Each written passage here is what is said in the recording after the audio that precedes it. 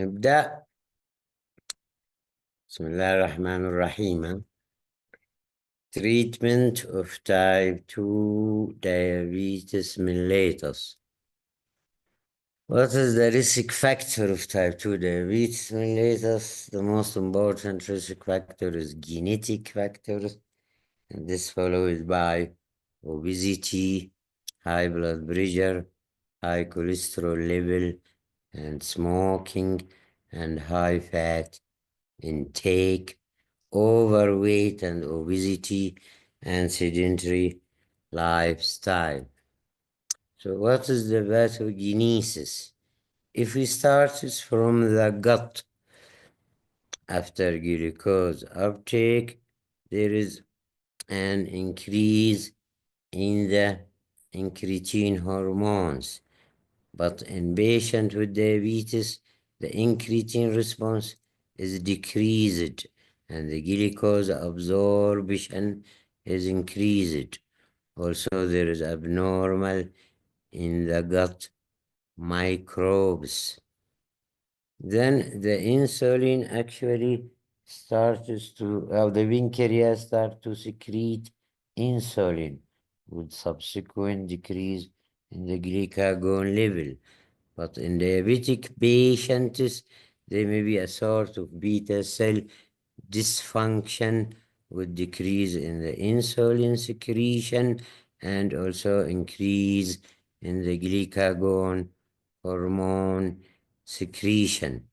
Also, there was found that in the type 2 diabetes, another hormone is secreted by the beta cell of the pancreas, and there was found that in type 2 diabetes, the amylin hormone is also decreased. If we go to the adipose tissue in the type 2 diabetes, there is an increase in the free fatty acid, and also there is increase in the hormones called leptin and decrease in other hormone which is called adiponectin. But in obese diabetic patient, it was found that 80% of them has a leptin resistance. Insulin resistance together with leptin resistance will lead to increasing appetite because they work in the satiety center to decrease appetite. But in a patient with insulin resistance and leptin resistance, and also in a patient with incretin hormone deficiency, the appetite is increased because of lack of satiety. And the muscle مفروض in a patient, in the normal patient, the peripheral muscle will uptake glucose, but in a patient with insulin resistance, the uptake of glucose by the skeletal muscles is decreased.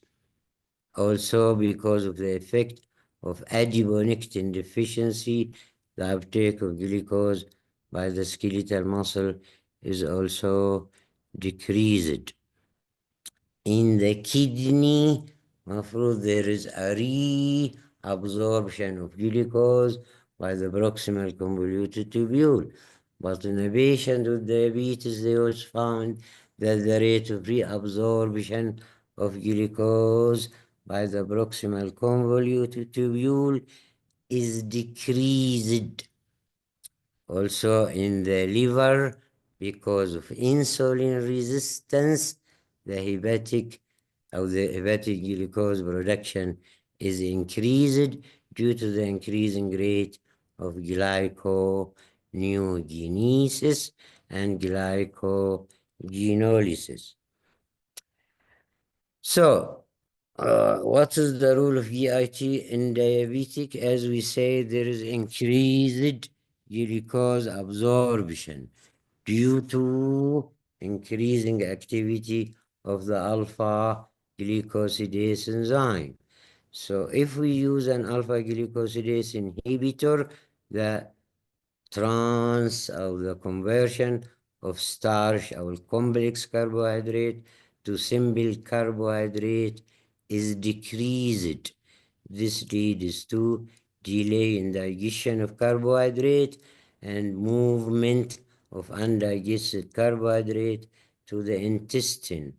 Also, there is a slow absorption of glucose into the bloodstream. This in the pancreas will lead to decrease in the release of glucagon from the alpha cell, decrease in glucose production, and decrease in the blood glucose. The second is the deficiency of incretin hormones. This incretin hormone is a glycogen-like peptide 1 and gastric inhibitory peptides. Also, there is a deficiency of amylin hormone. Deficiency of incretin hormone will lead us to increase in the gastric emptying time and increase in the glucose absorption by the gut. Also, amylin hormone deficiency will lead us to decrease or increase gastric emptying time and increase glucose absorption by the gut. Also, there is a disruption of the bile acid homeostasis.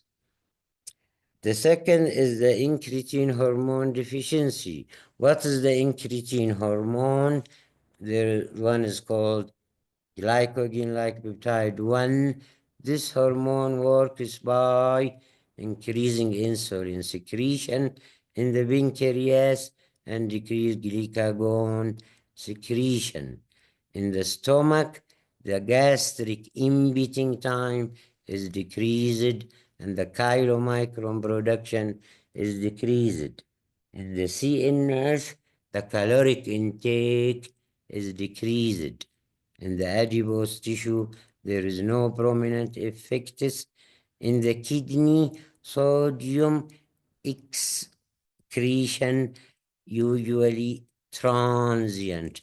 In the bone remodeling is increased, heart rate is increased, and in the liver, glucose uptake and glycogen is increased. Hepatic glucose production will decrease and intrahepatic fat will decrease. So if the patient has a diabetes, the level of this hormone is decreased, so the reverse effect will occur. The gastric inhibitory peptide, the normal function in the pancreas is increasing insulin secretion in response to meal, and also the glucagon secretion is decreased. In the stomach and the gut, there is no prominent effect. In the CNS, the caloric intake is decreased. In the adipose tissue, glucose and triglyceride uptake is increased and triglyceride storage is increased. In the kidney, there is no prominent effect. In the bone remodeling is increasing. In the heart rate is increased.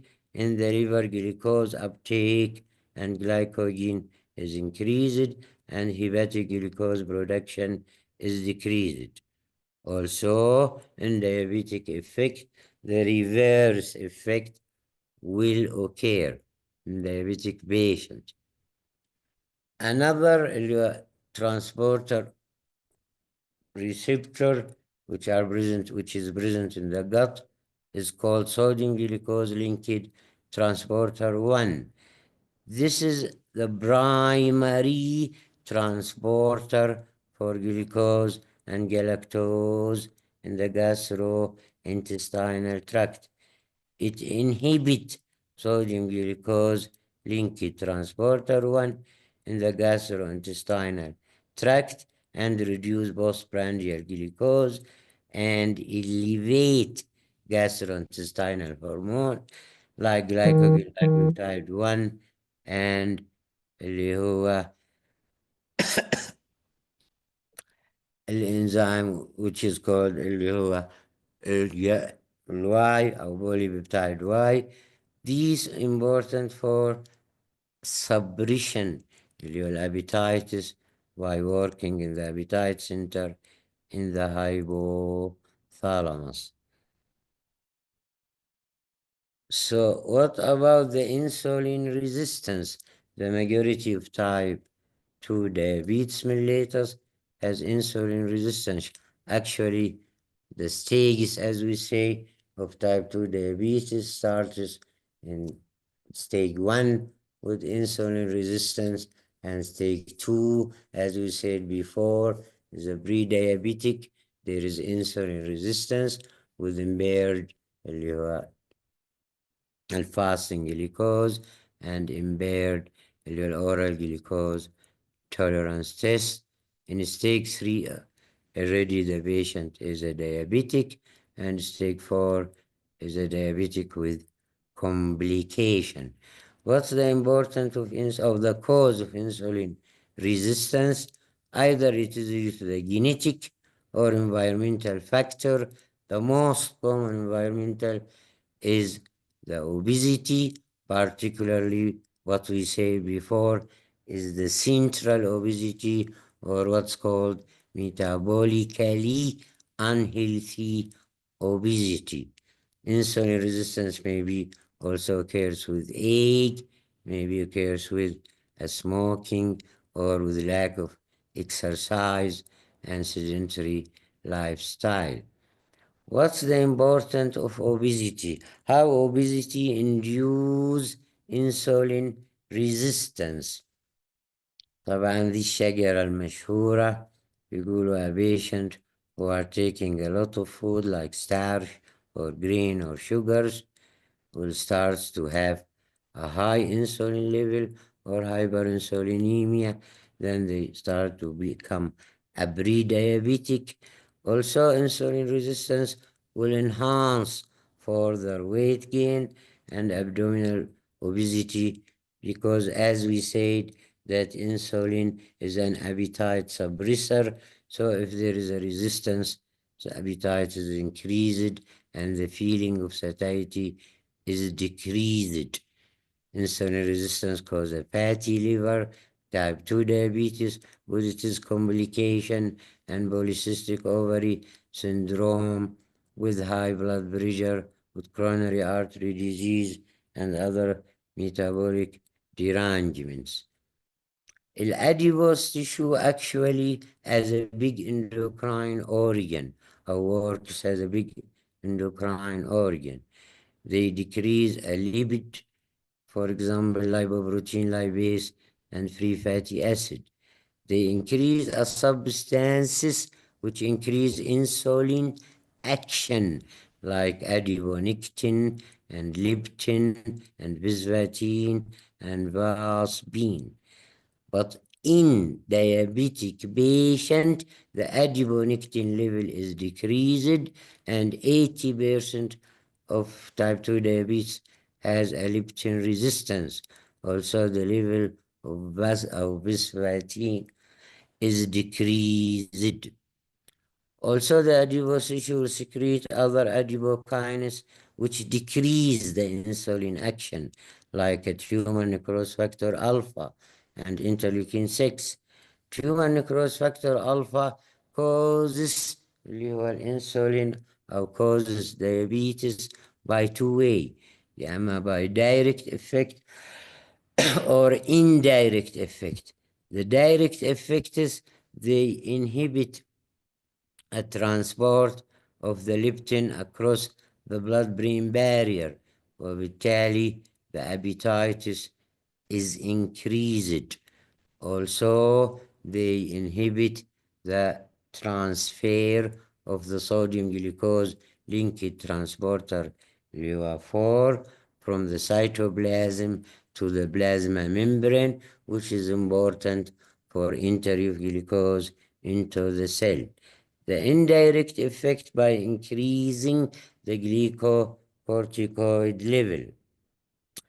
Another type is of the adipokines, which decrease insulin action, is called retinol binding protein 4 and resistance and the cortisol. The vascular effect is the plasminogen activator inhibitor type 1 is increased, and the angiotensinogen is increased, and other adiponectin called abilene is also increased. Inflammation, زي الماكروفاج chemoattractant protein and human growth factor alpha, interleukin 6, and venous cytokine or various cytokines, and this is very important for inducing insulin resistance, as well as they play a role in the beta cell dysfunction. So there are two types actually of اللي هو inflammatory mediator. One is called anti-inflammatory adipokines, زي الاديبونكتين and interleukin 10 and transforming growth factor beta. Others called pro-inflammatory adipokines, which including macrophage chemoattractant protein, human growth factor, transforming growth factor beta, interleukin 1, interleukin 6, and interleukin 18, and leptin and resistance, and visvacin, and other. So there is an imbalance between this. The pro-inflammatory is our cytokinase, is a cytokinase that enhance inflammation, while the anti-inflammatory, they decrease inflammation. In diabetic, there was found the level of the anti-inflammatory adipokinase is decreased. This leads to increasing the risk of inflammation, insulin resistance, and dyslipidemia, and non-alcoholic fatty liver diseases, and other characteristics of metabolic syndrome. So what is the sequelae of insulin resistance? As we said in the CNS, there is increasing appetite in the liver. طبعا insulin resistance at the liver level will lead to increased glycogenesis or glyconeogenesis and increased glycogenesis and increases of triglycerides. And this is responsible for fasting hyperglycemia that occurs in diabetes. So the cause of fasting hyperglycemia in diabetes is insulin resistance at the liver level. Insulin resistance in the adipose tissue will lead to increase in the free fatty acids, and the free fatty acid will get deposited in the liver, cause insulin resistance at the liver, also deposits in the skeletal muscle, cause insulin resistance at the skeletal muscle. It is deposition in the beta cell of the pancreas, causes what's called lipotoxicity with the beta cell dysfunction. طبعا insulin resistance at the skeletal muscles leads to what's called the brandial hyperglycemia in diabetic. So the cause of fasting hyperglycemia is insulin resistance at the liver level, while the cause of the brandial hyperglycemia is insulin resistance at the skeletal muscle level. So we may find some diabetic patient who have a high fasting blood sugar even with a normal or slightly high postprandial. This means that this patient has insulin resistance at the liver level. If the postprandial is more than the fasting, this means the patient has insulin resistance at the skeletal muscle. So if the patient has insulin resistance mainly at the liver, the principal drugs or the main type of drug is metformin. If there is insulin resistance mainly at the skeletal muscle, the drug of choice is thiazolidinedione. What about the pancreas? As we said, the pancreas, there is decreased insulin secretion, there is decreased amylin hormone secretion by the alpha cell of the pancreas, and increased glucagon secretion. Type. The other is the beta cell dysfunction. How to assess, as we said, beta cell dysfunction is by measurement of the serum C-peptide level of the urine C-peptide to creatinine ratio. What is the cause of beta cell dysfunction? It's either due to the glycotoxicity or lipotoxicity or insulin resistance or incretin hormone deficiency. Incretin hormone is important for increased secretion of insulin in response to meal. Incretin hormone also decrease the beta cell apoptosis and increase beta cell survival. Also, the deposition of the islet amyloids causes beta cell dysfunction. The role of the inflammation, as we said, it causes برضه beta cell. So not only type 1 is an autoimmune disease, but also type 2 diabetes may be caused by autoimmunity or autoimmune diseases. What is the importance of assessment of the beta cell function? Again, it's important for staging of type 2 diabetes, and this is very important for prevention strategy, as we said before. So what is the role of the CNS? As we said, there is an increasing appetite in diabetic patient. The increased appetite is due to the insulin resistance, leptin resistance. As we say that 80% of type 2 diabetes has a leptin resistance, incretin hormone deficiency, and also amylin hormone deficiency.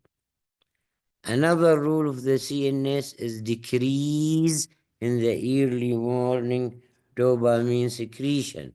There was found this in diabetic patient. The early morning hypothalamic dopamine level is decreased in diabetic patient. This leads to increased hypothalamic central nervous system activity, increased hepatic glucose production, increased lipolysis and free fatty acid, and increasing lipogenesis and triglycerides. This leads to glucose intolerance, insulin resistance, and dyslipidemia, and increasing the risk of cardiovascular diseases. What is the role of the pancreas? As you said, there is a decreased insulin secretion due to the beta cell dysfunction, due to the incretin hormone deficiency, and due to the amylin hormone deficiency. Also in type 2 diabetes, it was found that the glucagon hormone secretion is increased. What is the role of the adipose tissue? As we said, there is increase in the free fatty acids because of increase of activity of lipoprotein lipase in patients with insulin resistances. And as we said that the free fatty acid will get deposited in the liver and in the skeletal muscle, and it causes lipotoxicity and beta cell dysfunction. Also, there is deposition in the kidney with decreased reabsorption of glucose by the kidneys. The role of the kidney. طبعا الكدني is important for reabsorption of approximately 90% of the filtered glucose by the proximal convoluted tubule. In type 2 diabetes, the rate of excretion of glucose is increased. There is a glucose urea is increased. So what's the clinical feature of diabetes? As we say, symptoms like polyuria and polydipsia, polyphagia, tiredness and irritability, fungal infection, poor wound healing, and deterioration of vision, and other asymptomatic symptoms. What is the indication for the screening of type 2 diabetes? American Association of Clinical Endocrinology, the indication for screening in the presence of the following risk factor: an asymptomatic patient, زي acanthosis nigricans or age more than 45, أو the patient who has اللي هو anti psychotic therapy, أو the patients with cardiovascular diseases, أو the patients with chronic abuse of glucocorticoid, أو if the high density lipoprotein is less than 35 milligram, and also in a patients with non-alcoholic liver diseases, أو overweight or obese, أو polycystic ovary syndrome, and others. The American Diabetic Association, they recommended screening for a patient above اللي هو 25 kilogram, his body weight is more, or body mass index is more than 25 kilogram. If the HbA1c is more than 5.7, if there is acanthosis nigricans, if there is a cardiovascular diseases, if the first degree relative of diabetes, if the high density lipoprotein is less than 35 milligram per deciliter, if there is a high risk of اللي هو family history أو pregnant woman with repeated abortion أو large sized baby أو those with polycystic ovary syndrome. So for diagnosis, as you know, according to the American Diabetic Association, I am a normal or pre-diabetic or diabetic patient, depending in the A1C, fasting blood glucose, and random, but the random this depends in the presence of symptom. يعني ما نعتمد على random إلا if the patient is symptomatic. And the fasting, the patient should be fast for at least 8 hours. What is the importance of other investigation to know the pathophysiology and the etiology of diabetes?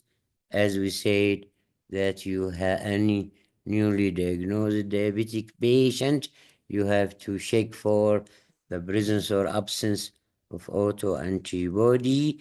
You have to check for insulin resistance by measurement of HOMA, our homeostatic model assessment, insulin resistance, and by the assessment of the beta cell function by measurement of the serum C-peptide level, or urine C-peptide to creatinine ratio. So what is the treatment goal? ما هو أهداف التريتمنت؟ First, you have to maintain a proper glycemic control. The second is you have to avoid the risk of hypoglycemia. The third, that you have to choose a drugs that decrease the body weight, particularly in those who are obese.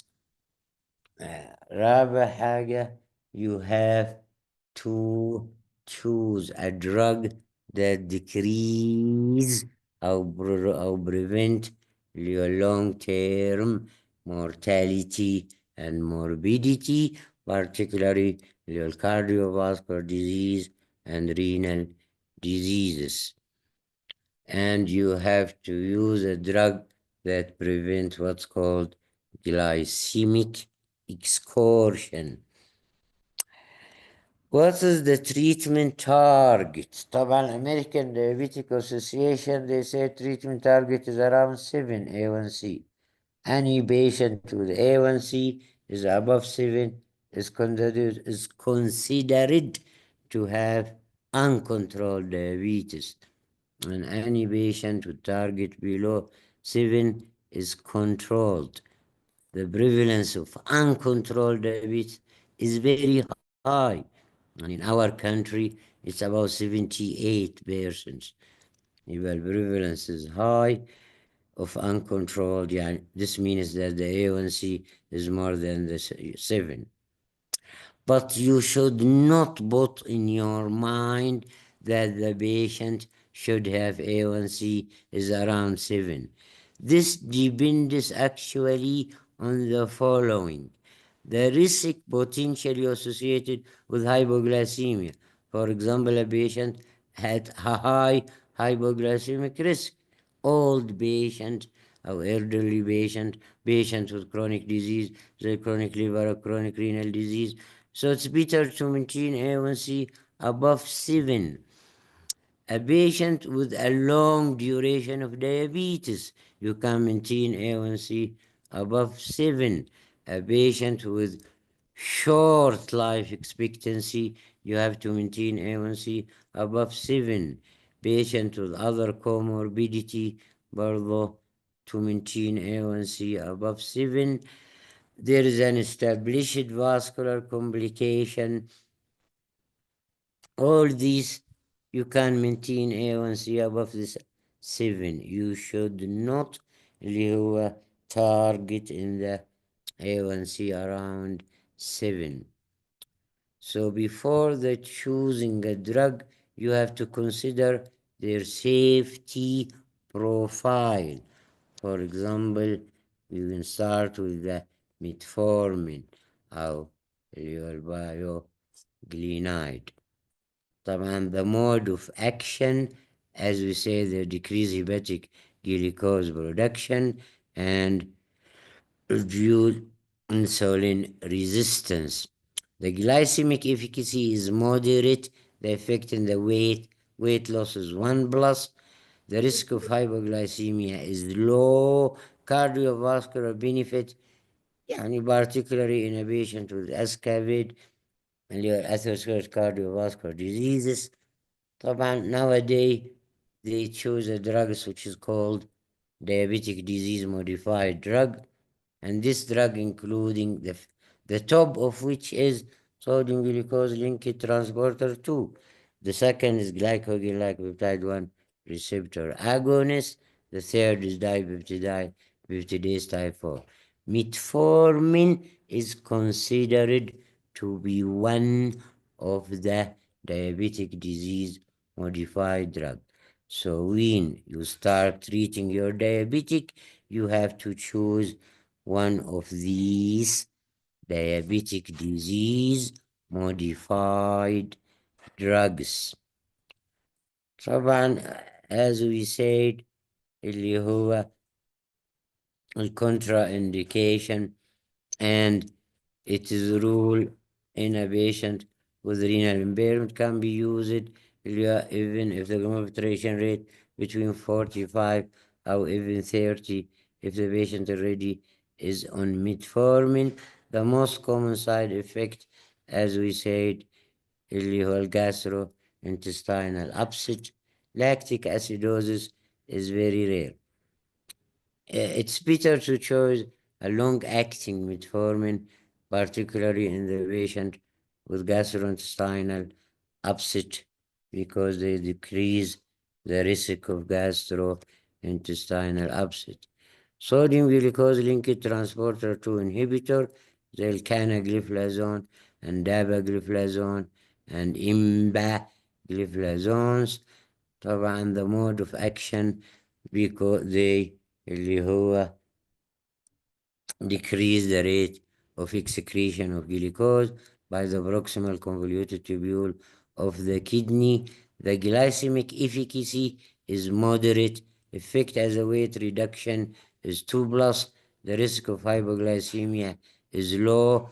They are very effective in a patient with اللي هو الماك أو major adverse cardiovascular event, and in the patient with heart failure أو a patient already with atherosclerotic cardiovascular disease.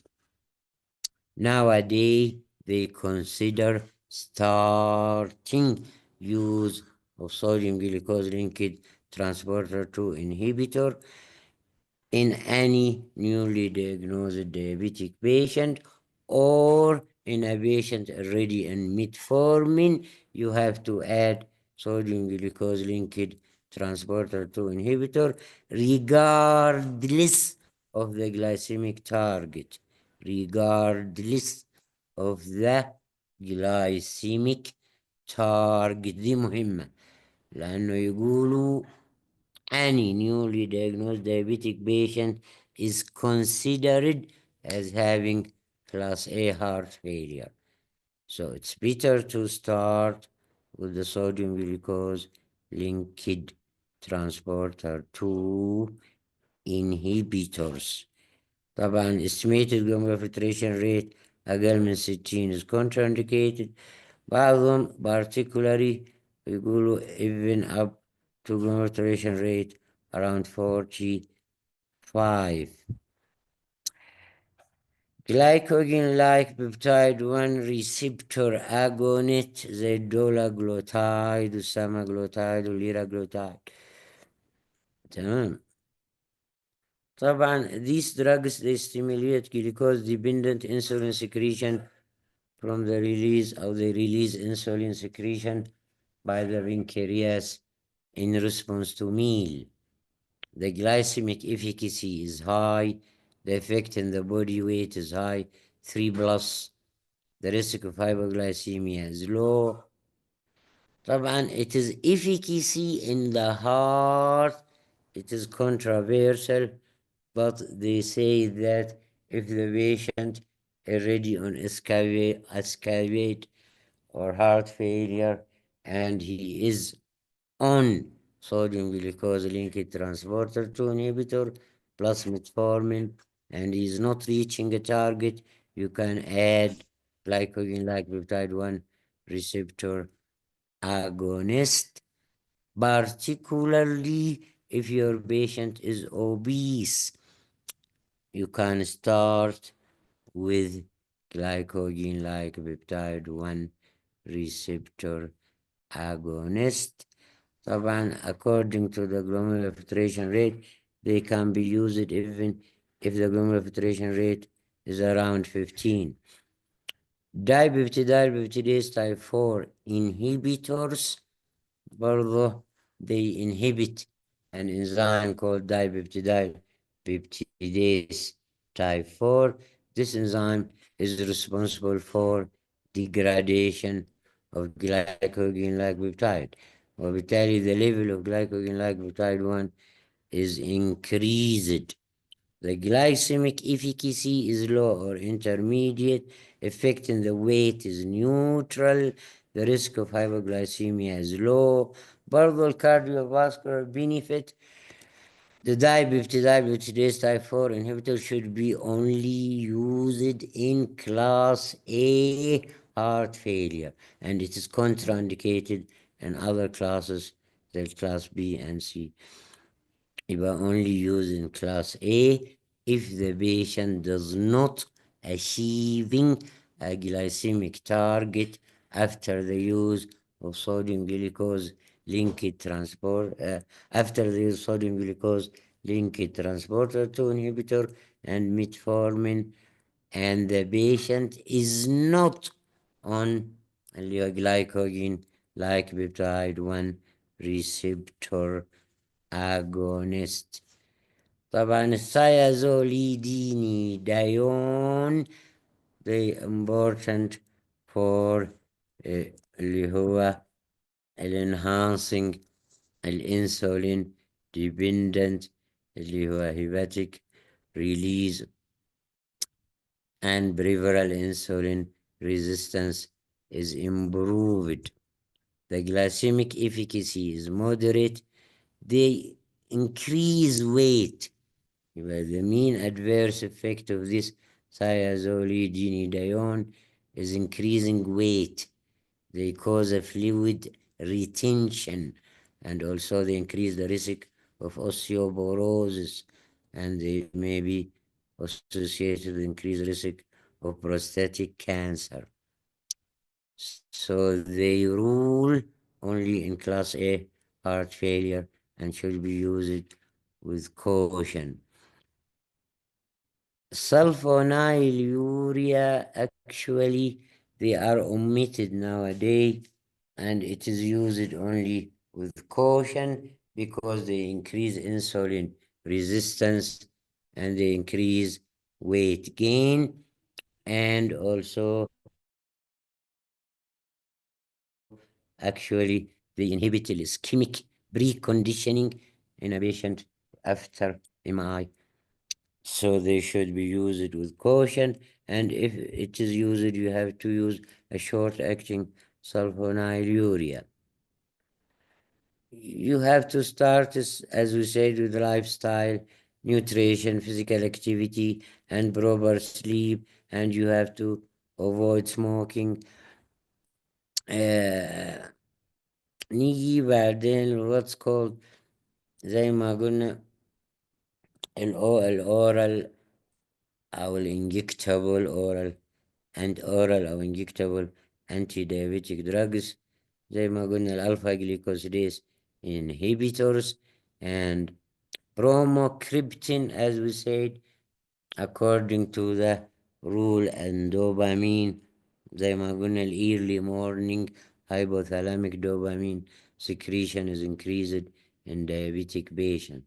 Glycogen-like peptide 1 receptor agonist, dipeptidase type 4 inhibitor, sulfonylurea, miglitinide. This is a non-sulfonylurea insulin secretor, جوجس زي اليوريباجلينايد والناتيجلينايد.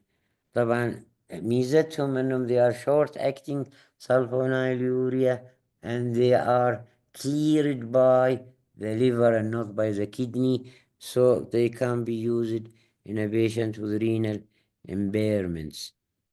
الميتفورمين طبعا reduce glucose production, insulin injection pump and insulin inhalers, thiazolidinedione, and sodium glucose linked transporter 2 inhibitor. Nowadays they think of other drugs and they started to be in a trial زي الجليكوكاينيز activator أو inhibition of glucagon secretion أو direct inhibitor of hepatic glucose production and adipokinase analogs and agonists, as we said before, the role of adipokinase. Also, there is another drugs which is already in the market. We will come to it later. So if we start with sodium glucose linked transporter 2 inhibitor, as we say, the mechanism of action, they reduce ATP consumption in the proximal convoluted tubule and relative hypoxia in the renal cortex, reversion of myofibroblast to erythropoietin producing fibroblast, and this leads to increased hematocrit. They increase urinary sodium and glucose excretion, increased glucagon versus insulin ratio. This leads to lipolysis and improved glycemic control, and this leads to weight loss. Reduced plasma volume and improved endothelial function, leading to reduction in the blood pressure and afterload. Diuresis and reduction in the ventricular preload, leading to improving ventricular load condition. So what is the benefit in the heart? There are two benefits, cardiorenal benefit, because of glycosuria and because of natriuresis. Because of glycosuria, there is negative caloric balance. This leads to decreased body fat mass, decreased HbA1c, decreased inflammation, and glucose toxicity. This leads to decreased epicardial fat and decreased inflammation and fibrosis. Decreased plasma uric acid leading to decreasing atherosclerosis and increased cardiac contractility. Natriuresis leads to decreased blood pressure, decreased plasma volume, and increased tubuloglomerular feedback. This leads to decreased arterial stiffness, decreased myocardial stretch, and afferent arteriole constriction, and this leads to decreased ventricular arrhythmia and decreased activation of angiotensin 1-7 and decreased intraglomerular hypertension and decreased hyperfiltration. This leads to a cardiac and renal protection. طبعا sodium glucose can be used even in a non-diabetic patient with heart failure. Why? Because of its natriuretic effects rather than effects as glycosuria. طبعا as you know the types الكاناgliflozin والإمباgliflozin dapagliflozin and ertogliflozin. So what's the indication for sodium glucose linked transporter 2 inhibitor?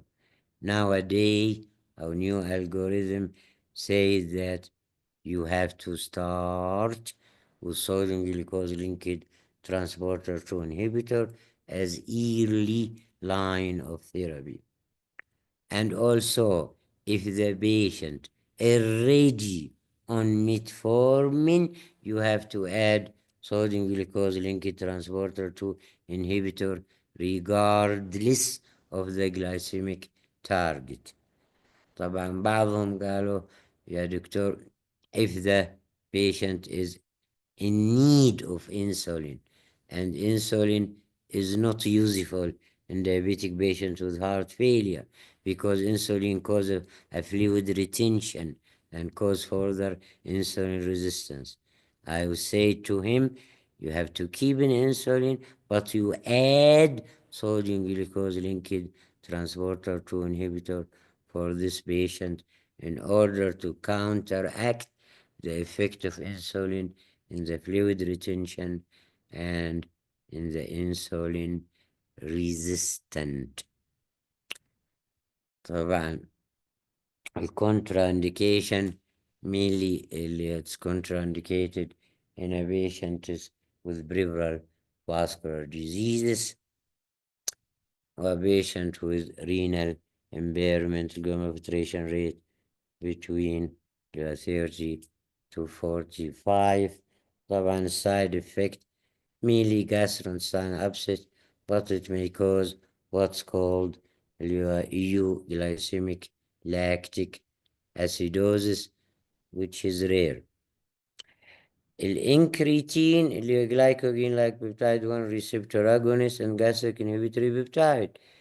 الglycogen like peptide 1 receptor agonist actually as we said they work by اللي هو increasing insulin secretion in response to meal, but also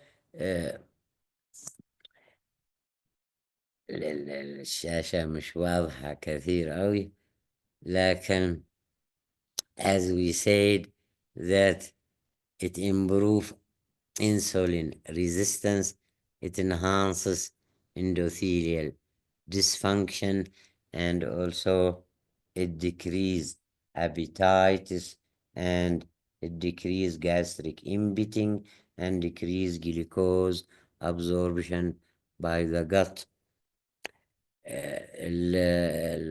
طبعا في two important effect أو الكارديو renal أو protection effect له indirect and direct effect. Indirect effect is improved glycemic control and increase insulin sensitivity and decrease plasma insulin level. It causes weight loss. It improves blood pressure control and reduce اللي هو new intimal أو intimal formation and improved left ventricular wall motion and coronary flow improvement, decrease intestinal lipid uptake, and improve microbiome. The direct effect, it causes modulation of the sodium and water homeostasis through NHE3, increased natriuresis and reduced hyperfiltration, improved tubulo-glomerular feedback, reduce renal and systemic inflammation, and reduction in the angiotensin 2 and renin concentration, decreased oxidative stress, reduce renal hypoxia and glomerular atherosclerosis, and this is the benefit in the cardiorenal diseases. There is types زي الإكسيناتايدس والليراجلوتايد والسيماجلوتايد والألبي and the إكسيناتايد. ممكن برضو يقسموهم على حسب الديوريشن into short intermediate long acting.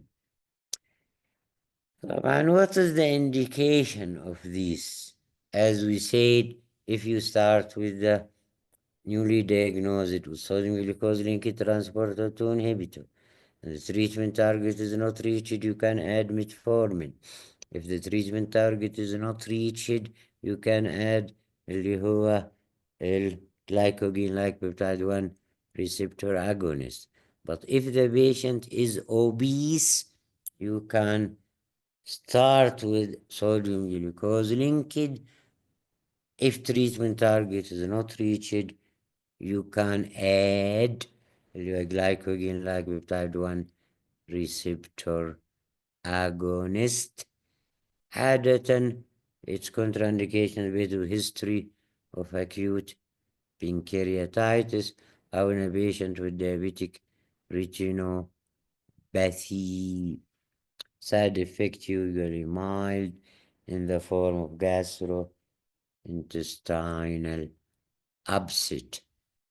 Dipeptidase type 4 inhibitors, they decrease appetite and body weight, they increase insulin and decrease glucagon in the adipose tissue. The glucagon uptake and storage is decreased in the liver, glucose production is decreased in the stomach, gastric emptying time is increased, and postprandial glucose is decreased in the kidney. Inflammation and oxidative stress is decreased. They increase cardiac output and cause vasodilatation. طبعا there is, as we said before, there is a reduction in A1C, reduction in the body weight, which is usually 1 plus, and hypoglycemic risk is low. Cardiovascular and renal benefit like اللي هو sodium glucose linked like like peptide 1 receptor agonist, but they said in a patient with escabate or with risk of escabate, this drug can be used, but a patient with heart failure, it is only indicated in class A heart failure, but other classes it's contraindicated. التايب زي as we said اللي هو الالوجليبتين والثيتاجليبتين والفيلداجليبتين. طبعا the most preferred is the linagliptin because they said It's used even if the glomerular filtration rate is around 15. الميتفورمين طبعا كميكانيزم اللي هو in the liver the glyconeogenesis is decreased. It inhibits glucose transcription, decrease enzyme activity, decrease glyconeogenesis substrate, inhibit mitochondrial respiratory chain, and inhibit hepatic lipogenesis, and increase fatty acid oxidation in the immune system. It inhibits what's called NFKB pathway, decrease inflammatory cytokines, decrease neutrophil to lymphocyte ratio, inhibit monocyte differentiation to macrophage in the gastrointestinal tract, decrease glucose absorption, increase glucose transport, increase glucose utilization by the intestinal cell, and in the adipose tissue, increase glucose uptake, increase fatty acid oxidation, decrease adipogenesis, and increase brown adipose tissue thermogenesis.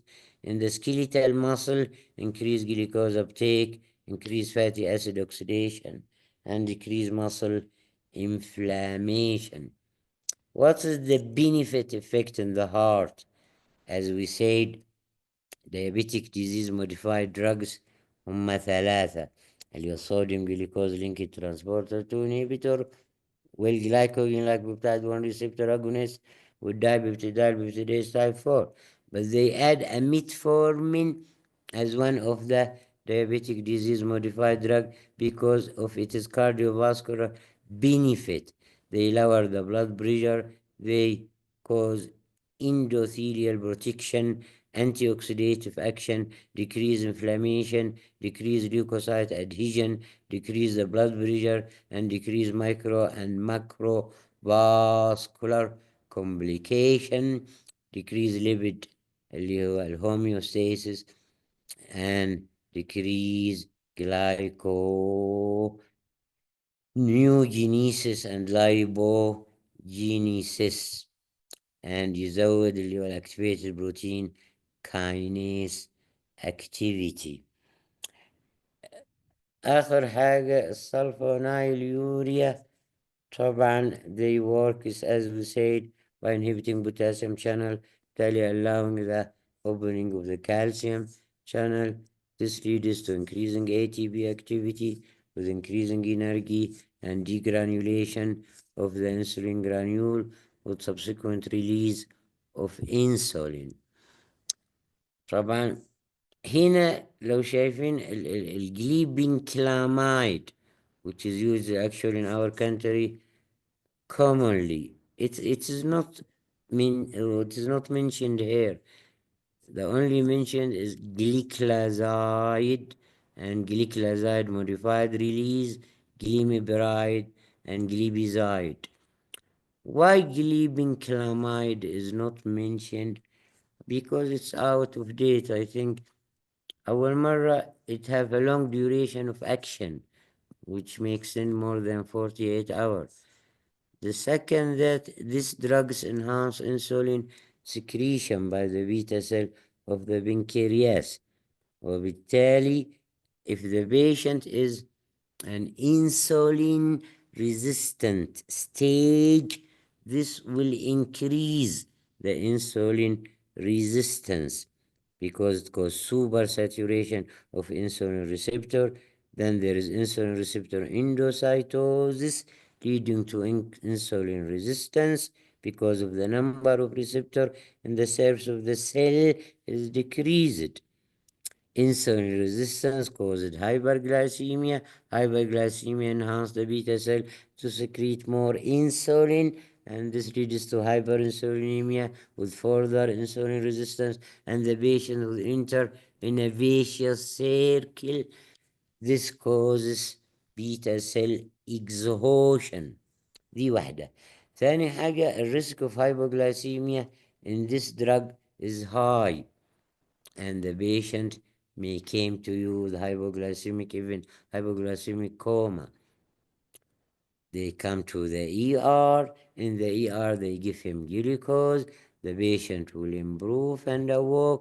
Then they discharge him to the home.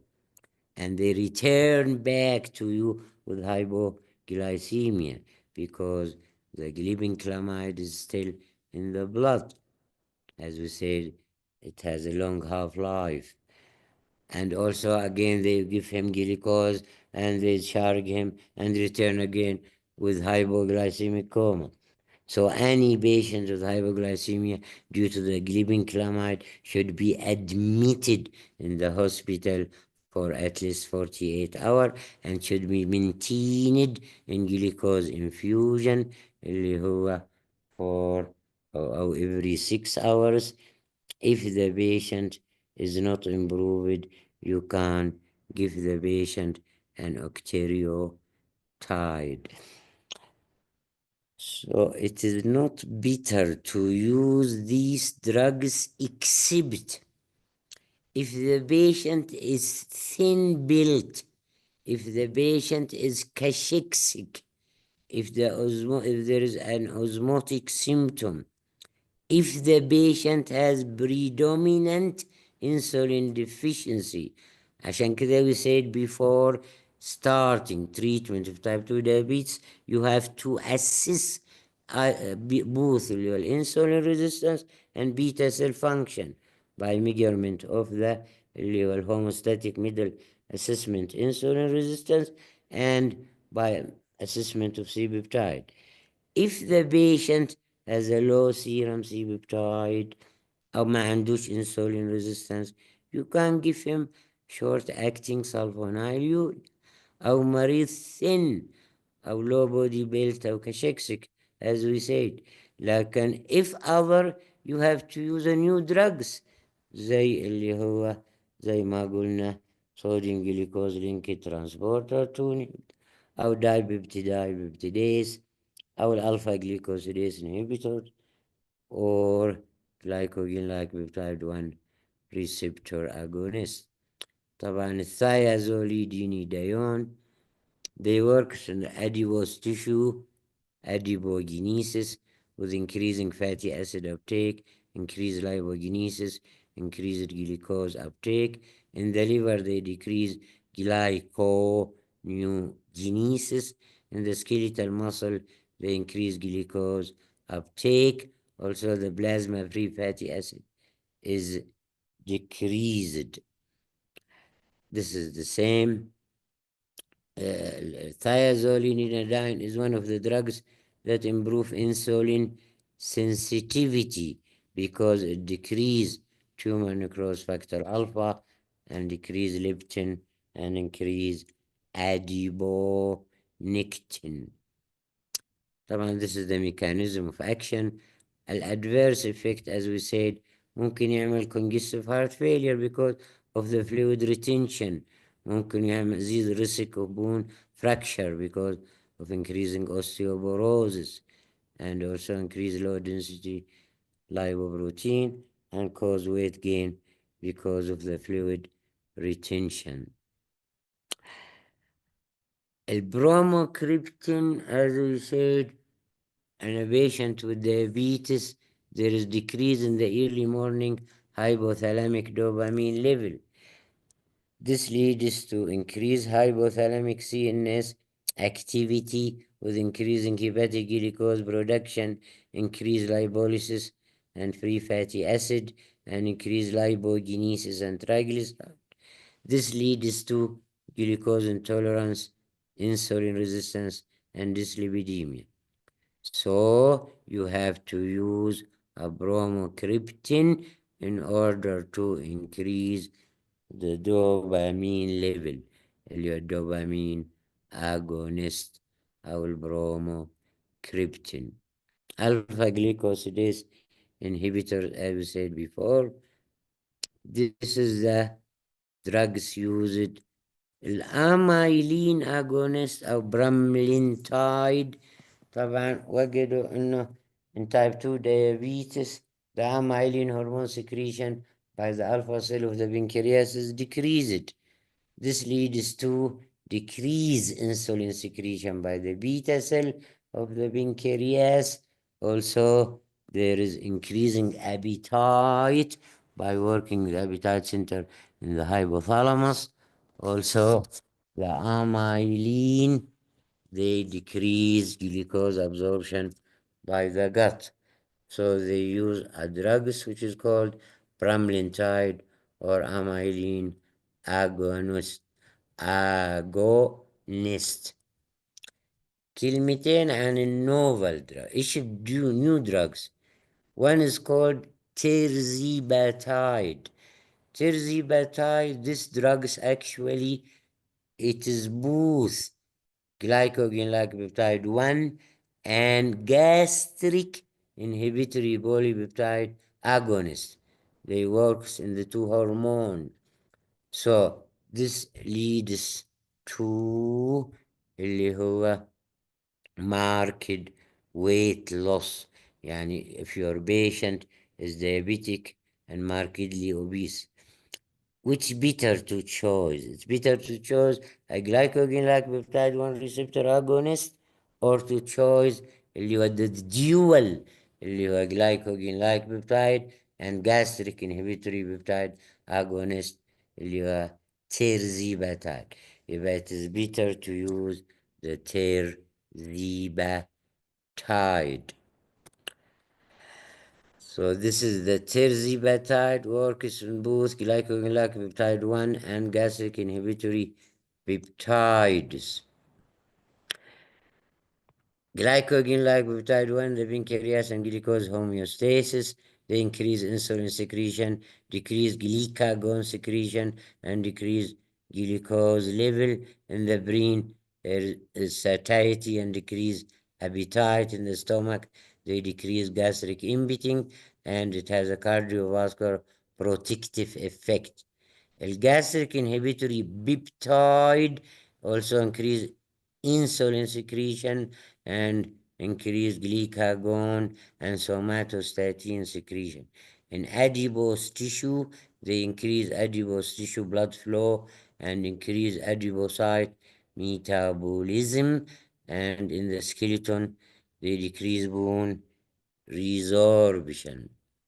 Another drug is called sotagliflozin. Sotagliflozin is the first drug which works in both sodium glucose linked transporter 1 and sodium glucose transporter 2 inhibitor. So they inhibit both sodium glucose transporter 1 and transporter 2. As we said, sodium glucose transporter 1 is the primary transporter for absorption of glucose and galactose in the gastrointestinal tract. Inhibition of sodium glucose linked transporter 1 blunt and delay postprandial glucose excursion. Sodium glucose linked transporter 2 is expressed in the kidney where it reabsorbs the same film of the filtered glucose. Sodium glucose transporter 2 inhibition reduce renal glucose reabsorption. So this is the first treatment in your lifestyle, maintain an optimal weight, choose an anti-hyperglycemic therapy that reflects glycemic target. You have to consider in your mind if the patient already has escapade or he is at risk or he has congestive heart failure or chronic kidney disease or he is overweight or obese or he has non-alcoholic fatty liver disease. You have the choice of therapy include assess of the use and access. As we said, the optimal A1C is around 7. وقلنا individual or glycemic target, as we said, according to the patient condition. You have to avoid hypoglycemia and you have to use continuous glucose monitoring. طبعا if the patient is obese, you have to assess body mass index and start therapy. If the patient already not responding to nutrition, physical activity, and proper sleeping, you have to start medication to decrease the body weight. And this is the medication used. If the patient is pre-diabetic, further lifestyle intervention together with the use of metformin. Actually هنا البايوجليتازون والأكاربوز. metformin is the best. طبعا البايوجليتازون لأنه insulin sensitizer والبري-diabetic is in a stage of insulin resistance, so you can use it. But the best of which in pre-diabetic is metformin. This is if the patient already in dyslipidemia, you have to choose a drugs that reduce dyslipidemia.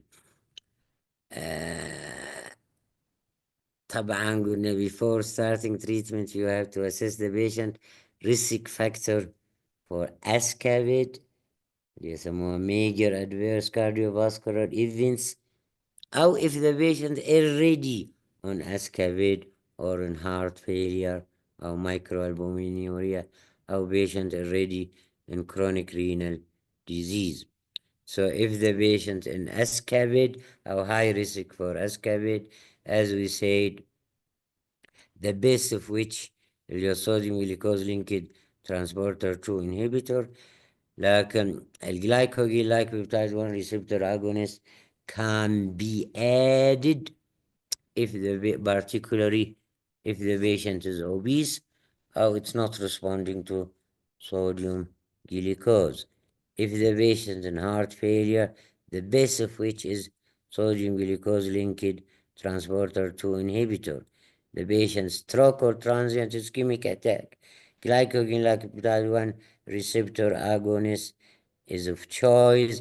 If the patient is chronic kidney disease, sodium glucose linked transporter 2 or glycogen like peptide 1 receptor agonist is a drug of choice. Wassalamu alaikum wa rahmatullah wa barakatuh.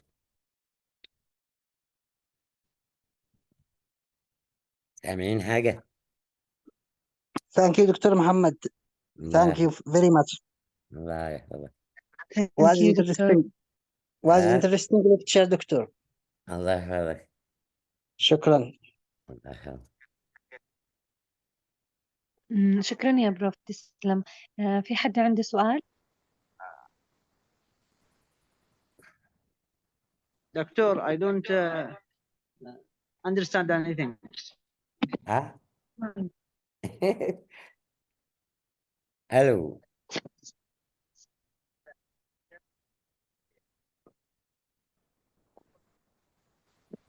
من اللي سأل؟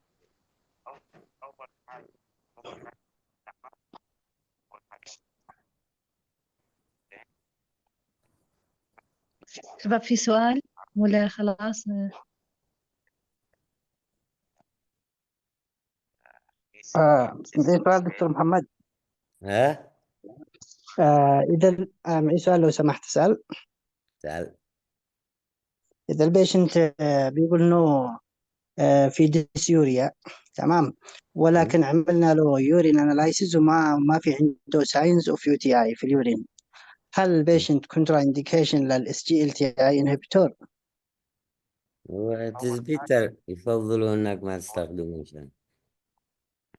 تمام دكتور. بيقولوا انه الايجكشن، اذا الايجكشن فراكشن less than 30%، هل this information is still updated like this 30% available to use dapagliflozin? لا, I think no. Dapagliflozin indicated only in stage A. Thank you دكتور. شكرا.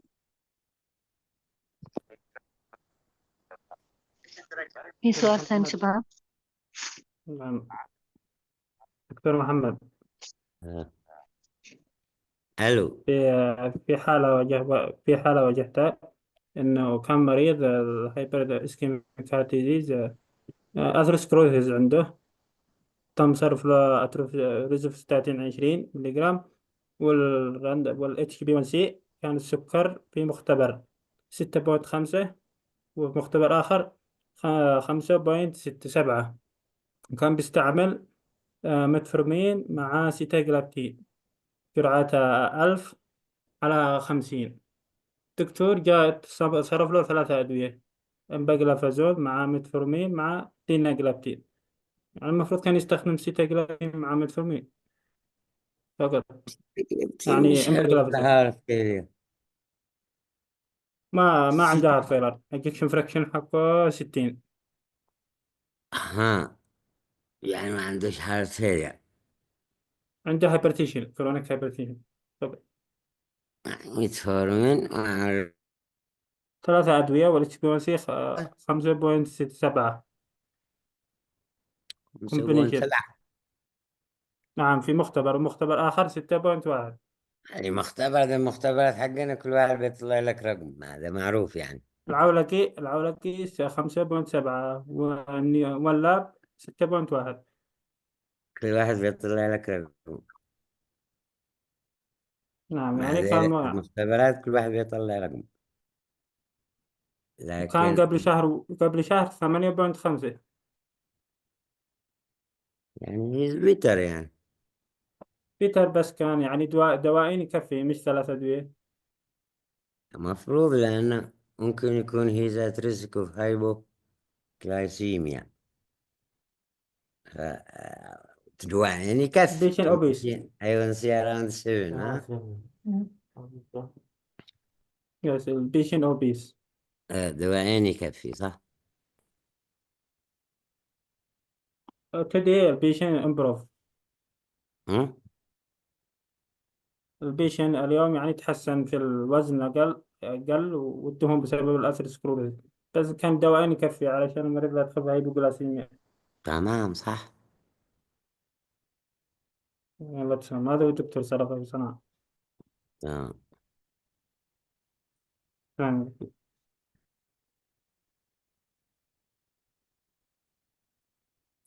يا بروف، في ممكن مداخلة بسيطة؟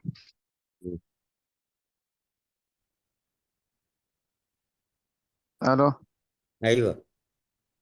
آه معلش، أنا كنت في السيارة وسمعت في جملة: newly diagnosed diabetes mellitus we estimate stage 1 ويش؟ كأنه heart failure يعني. ما- سمعت جملة كذا، ما كنتش متأكد إنه هو newly diagnosed diabetes mellitus we estimate يعتبروها الآن أي newly diagnosed diabetes، يعتبروها as having class A heart failure. يعني نبدأ معاه بالإمباجلوفوزين والسجل. أيوة. يعني حتى لو ما هواش diabetic nowadays يعطوه، حتى لو المريض مش diabetic يعطوه صوديوم جلوكوز لينكد. لكن هم بس أصبحوا يفضلوا drugs في this drug in all guideline as a first line therapy. آه، انت افضل انك تنتظر لما يدخل المريض. يعني كان زمان يقول لك if the patient has escapade or heart failure you have to do. If the patient has no escapade or you have to use كذا كذا. Now it is better to pick the patient before he enter into complication ولا لا؟ صحيح. صح؟ صحيح. النيو بس يا دكتور، guideline تمشي مع ال use of the drugs that ايفين يا دكتور prevent the complication. Hmm? ايفين البادي ماس اندكس حقه لو او ميديوم. الإيش؟ البادي ماس اندكس في دراسة تقول اللي عندهم لور بادي ماس اندكس يفضل نبدأ دي بي بيفور انهبيتور. بالإيش؟ ده بابتدائي. اللور بادي ماس اندكس، تقدر. يعني المريض لما يكون نحفان يعني يكون دايبيتيز نحيف، ما تسأله. أنا قلتها لك. أيوه. أنا قلت لو المريض نحيف عنده كاشيكسيا ولو بودي بيلت، يعني ممكن تبدأ حتى بالشورت اكتنج سالفونايل يوريا أو الانترميديت. تمام. نايس. ما هو يعطيك قدو العافية. نحيف، فلو اعطيته أدوية تنحي، يعني واحد نحيف وجبت له حي... صوديوم حي... جلوكوز لينكد اوريدي نحيف، هتنحفه حيذوب أكثر علينا، ولا لا؟ حيذوب علينا. أيوه. رب يعطيك العافية برو. نعم. دكتور يا برو، آه. sitagliptin and another the same of organ drugs, sitagliptin and gliptin in the past lower weight في جايد لاين 2024 بيقول ما ينزلش الوزن. كيف هذا؟ الدواء السيتاجلابتين والليناجلابتين آه. في قبل الجايد لاين كان ينزل الوزن، اليوم بيقولوا انه ما ينزلش الوزن. خلاص صحيح؟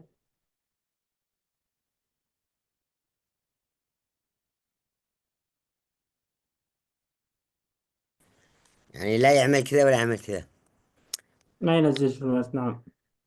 نيوترال. عارف معنى نيوترال؟ يعني اوكي. اعتبره ما ينزلش نيوترال. اوكي.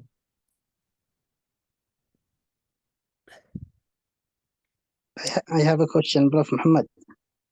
آه.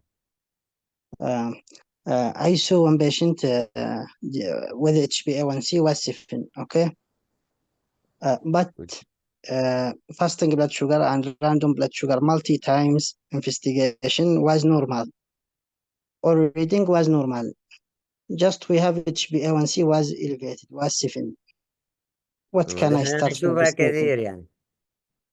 Can I start drugs, medication, or advise the lifestyle أنت changes, أنت or what أنت can I do? أنت أنت you are treating the blood sugar or you are treating the A1C؟ Patient, blood أنت sugar, أنت كطبيب تعالج البلاد شوجر ولا blood تعالج sugar, الاي 1 سي؟ blood sugar. الاي 1 سي just accumulative. بما انه البلاد شوجر حقه نورمال، كيف حيحصل كوميوليتيف؟ كيف حيزيد الاي 1 بيقولوا سي؟ يبقى احنا it سمعنا could be a lab error، او بيقولوا يمكن حديثا انه ال HbA مريض عمل حمية او شيء. سمعنا بيقولوا حديثا HbA1c used as a diagnostic test. بس هو في اليمن مشكلة، يعني لو عملته في أكثر من مكان ممكن يطلع لك more than one reading، صح؟ صح. دي واحدة. النقطة الثانية إنه واحد عنده مثلا سكر صايم 80 ولا 90 وفاطر 120 والتراكمي مثلا 6.5، أنت لو عطيته علاج حتنزل التراكمي ولا حتنزل بلاد شوجر؟ blood sugar, حيدخل فيه إيش؟ hypoglycemia. مم.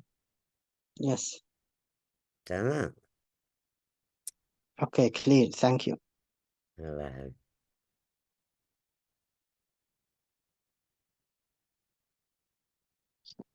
شباب بعد في سؤال؟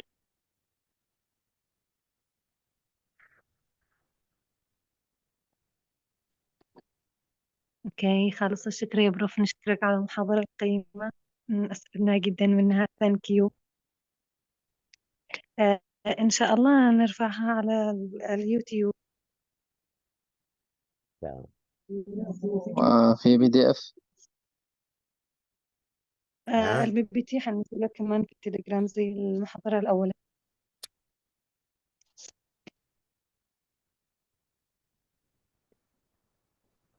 خلاص. أيوة خلاص، تسلم يا بروف. خلاص. Thank you, Dr. Muhammad. Thank you. ثانك يو يا بروف، ثانك يو قوي.